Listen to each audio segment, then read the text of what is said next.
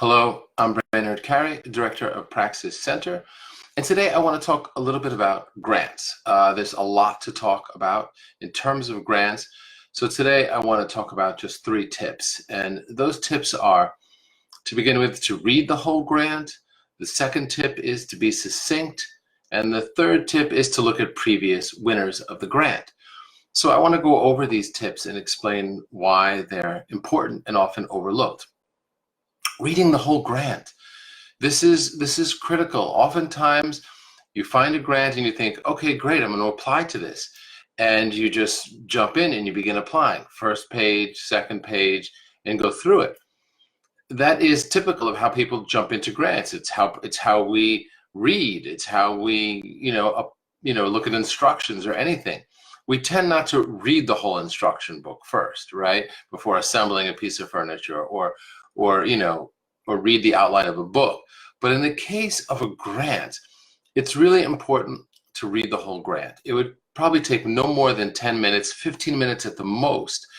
And the reason it's important is because you may hear things towards the end of the application process that will affect the beginning of the application process. For example, they may ask you for some kind of statement of purpose or a narrative at the beginning, and at the end, they may ask about different sections of that. Like, can you tell us about your latest body of work, or what do you want to use this grant for? And if you haven't read through the whole grant and know that those are coming up, you might answer some of those at the beginning, and then you'll get to the end and think, I already wrote this. I answered this already. So another reason for reading the whole grant through is also because you may find that this is just the right grant for you and it's exciting. Or you may find that this is not the right grant for you. Sometimes the grant seems right? It seems like it's a good fit. There's a brief description of it. But when you read the whole grant, you find out, oh, actually, I'm in the wrong state or the wrong country, or my work doesn't actually fit into what they're looking for exactly because they have very specific parameters.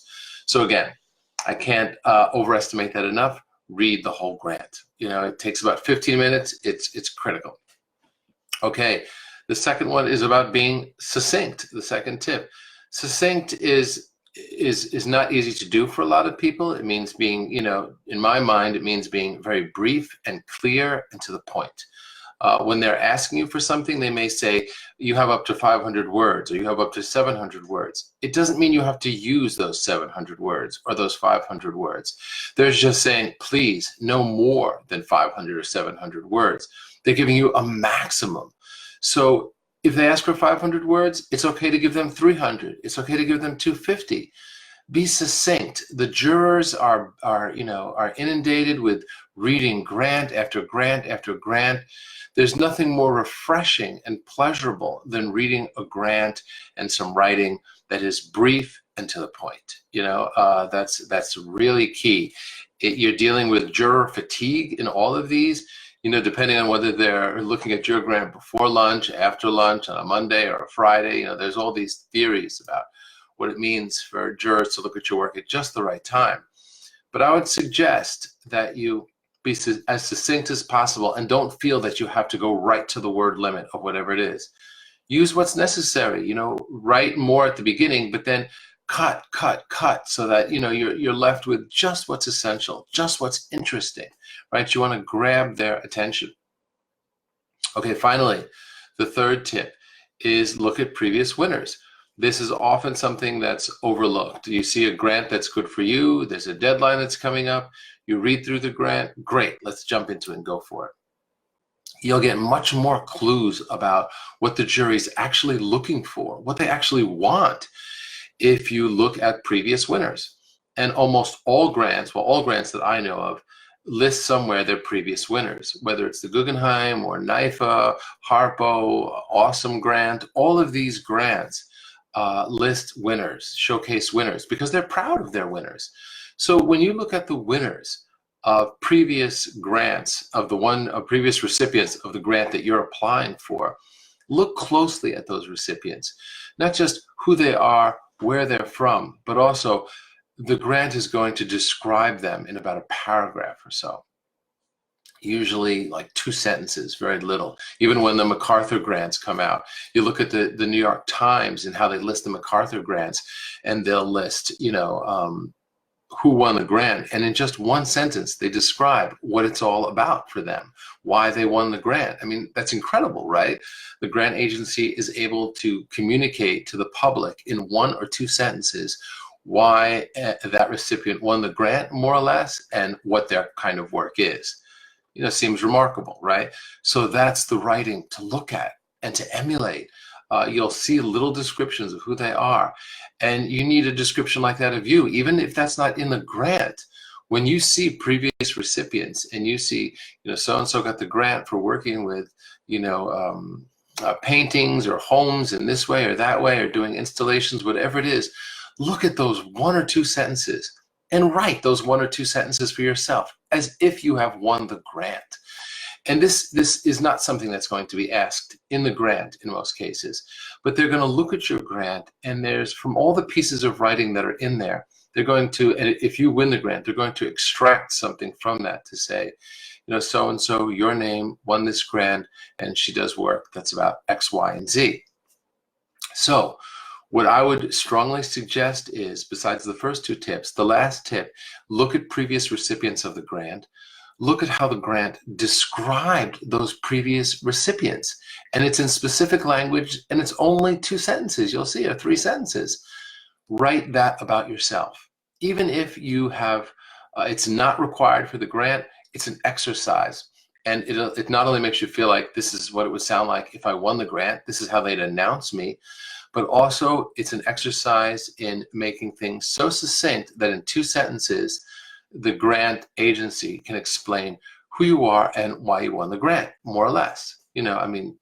Not exactly why you beat out someone else, but why you're special, why your work is cool.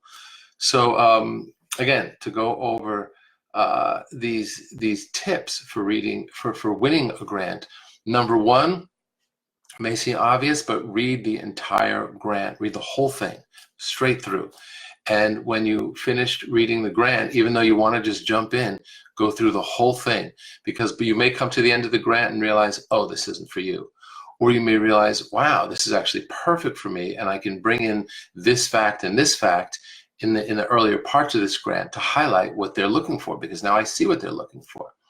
So that's really, really critical. Second tip, again, is to be succinct. If they ask for 500 words, 300 words, 600 words in different sections, it doesn't mean you have to use all of those words. It doesn't mean you have to come right to 500.